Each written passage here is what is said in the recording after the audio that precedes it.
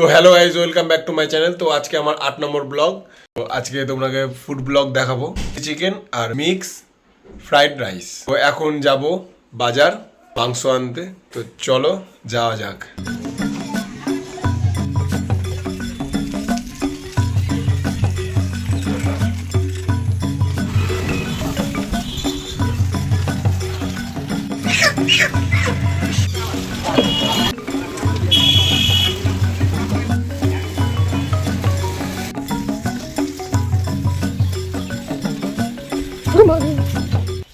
তো গাইজ আমি তখন তো বাজার টাজার করে নিয়ে এলাম। তো আমি কাজে ব্যস্ত হয়ে গেছিলাম বলে আর তোমাকে রান্না দেখাতে পারিনি, কিন্তু খাবার দেখাবো অবশ্যই। তো এখন আমি খেতে বসেছি, দুপুর হয়ে গেছে।